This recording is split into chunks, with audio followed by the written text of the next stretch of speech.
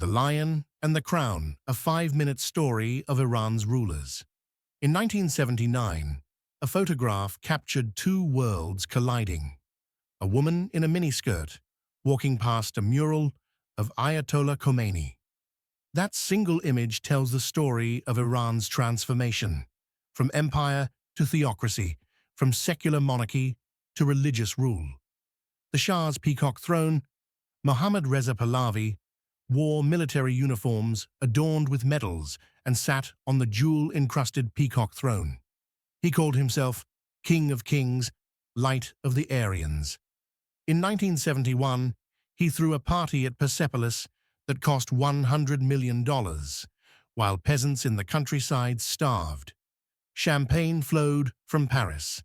The menu was prepared by Maxims. The world's monarchs came to celebrate 2,500 years of Persian Empire.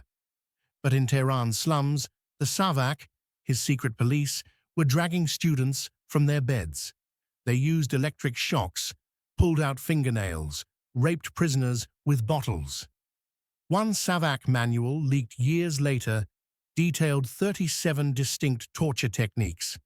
The Shah modernized Iran with American money and Soviet fear, but he ruled with an iron fist wrapped in Western silk. Women could vote, go to university, wear what they wanted, but they couldn't speak against him.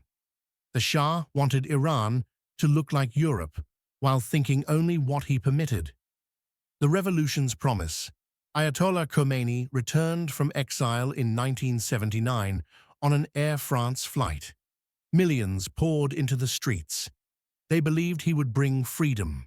Freedom from corruption, from the Shah's torture chambers, from American interference. "What do you feel about returning to Iran?" a journalist asked him on the plane. "Nothing," Khomeini replied. That coldness should have been a warning. The Ayatollah's black turban. Within months, the new rulers showed their true face. Executions began immediately, hundreds, then thousands. Revolutionary courts tried people in minutes. A firing squad waited outside. The Islamic Republic didn't just execute the Shah's generals and Savak torturers. They executed communists who'd fought beside them. Leftists, liberals, anyone who imagined a different kind of freedom. Women who marched for the revolution found themselves forced into hijabs within a year. When they protested in March 1979, just weeks after the revolution, Khomeini's followers attacked them with knives and acid. "Either the veil or a blow to the head," thugs chanted.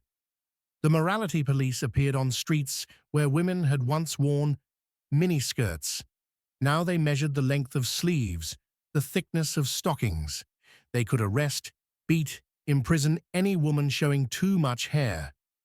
The brutal truth: the Shah tortured his political enemies. The Islamic Republic tortured everyone who didn't submit to their vision of God. The Shah executed hundreds. The Islamic Republic executed thousands. 30,000 political prisoners in one summer alone in 1988. They were shot, hanged from construction cranes in public squares. Some were barely teenagers. Evin Prison, Tehran's nightmare, operated under both regimes. The torture chambers simply changed management. The screams sounded the same. The difference: here's the brutal truth. The Shah wanted control. The Ayatollahs want your soul. The Shah cared what you did.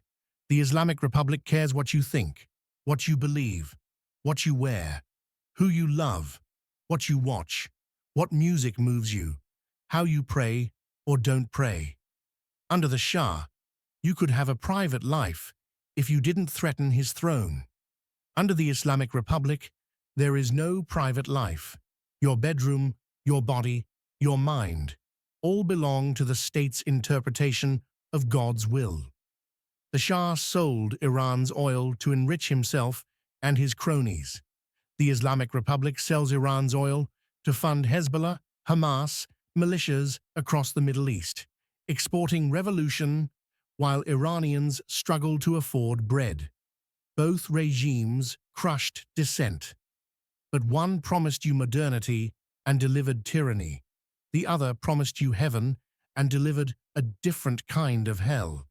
2022. The cycle continues. In September 2022, the morality police arrested Mahsa Amini for showing too much hair. She died in their custody at 22 years old. Millions took to the streets again, just like 1979. This time they chanted, "Woman, life, freedom."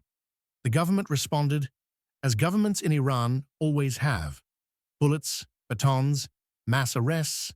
They executed protesters, blinded them with shotgun pellets, raped them in detention centers. Over 500 killed, thousands imprisoned. The youngest executed protester was 23. The end Iran has traded one king for a council of clerics, one crown for many turbans. The faces on the money changed. The methods of control evolved. But power in Iran still flows from the barrel of a gun, held by men who claim they alone know the truth. Whether that truth comes from the legacy of Cyrus the Great or the word of God. The Iranian people never got to choose their own path. They were just told which cage to call freedom.